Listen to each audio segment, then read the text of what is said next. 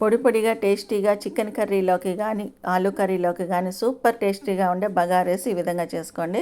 ఓ ప్యాన్లోకి 4 table స్పూన్ల oil వేసుకొని సాజీరాతో సహా హోల్ గరం మసాలా వేసుకొని బిర్యానీ ఆకు వేసుకొని అది ఫ్రై అయినాక సన్నగా పొడిగా కట్ చేసిన ఉల్లిపాయ ముక్కలు 4 పచ్చిమిర్చి చీలికలు వేసి గోల్డెన్ బ్రౌన్ కలర్ వచ్చిన తర్వాత 1 టేబుల్ స్పూన్ అల్లం వెల్లిపాయ పేస్ట్ వేసి పచ్చి వాసన పోయిన తర్వాత పుదీనా వేసుకోవాలి. 2 టమాటాలు చిన్నగా కట్ చేసిన ముక్కలు వేసి అది మెత్తబడిన తర్వాత కొంచెం కొత్తిమీర వేసేసుకొని 3 గ్లాసులు బాస్మతి రైస్ కడిగింది వేసేసి బాగా ఒక 2-3 నిమిషాలు ఫ్రై చేసుకొని 4.5 గ్లాసులు వాటర్ మరిగించిని వేసి బాగా మిక్స్ చేసుకొని 1 టేబుల్ స్పూను సాల్ట్ వేసుకోవాలి. అట్లనే లెమన్ జ్యూస్ వేసుకుంటే టేస్ట్ బాగుంటుంది.